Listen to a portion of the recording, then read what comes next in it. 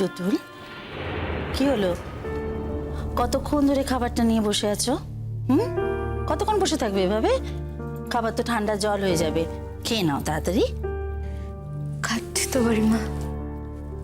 না, খাচ্ছ না। আমাদের কি চোখ নেই নাকি দেখতে পাচ্ছি না? দুদিনেই চোখ মুখের কি চেহারা করেছো, নিজেকে একবার আয়নায় দেখেছো? এই তুতুল, তাকা আমার দিকে শোন। আমরা না একটা প্ল্যান করেছি, জানিস? কি প্ল্যান করেছি বলতো?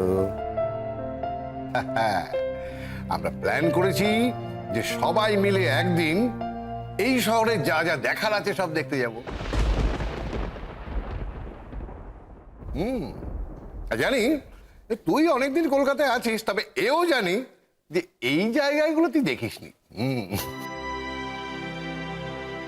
হ্যাঁ, এই জন্যই তো বাড়ি বিবিকে একদিন ছুটি নিতে হবে। বাড়ি বিবি না গেলে আমরা যাব কি করে? এই যে বাড়ি বিবি, আমরা এতক্ষণ একটা প্ল্যান করছিলাম, একদিন সবাই মিলে এই কলকাতা শহরে যা কিছু দর্শনীয় জায়গা আছে আমরা সেসব দেখতে যাব। তুতুলের যে এখন আর সময় নষ্ট করলে চলবে না দাদা সাহেব। অনেক তো সময় নষ্ট হলো, এবার থেকে তুতুলকে সময়টা কাজে লাগাতে হবে। সময়টা কাজে লাগাতে হবে মানে?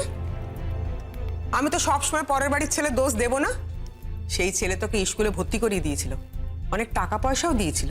এই মেয়েই তো স্কুলে যায়নি, পরীক্ষাও দেয়নি। এখন থেকে তুতুল সব করবে। তুতুল যদি এখনো বুঝে না থাকে যে ওর নিজেকে তৈরি করা দরকার, তাহলে আর কারোরই কিছু করার থাকবে না। আরে সেই কথাটাই তো আমরা ছোটি বিবিকে কতবার করে বলেছি যে ছোটি বিবি নিজেকে ভালো করে তৈরি করে নাও, বেশ ভালো করে শক্ত করে নিজের ভিতটা আগে তৈরি করো, তাহলে জীবনে যত ধাক্কাই আসুক সামলাতে পারবে, ধাক্কায় পড়ে যাবে না।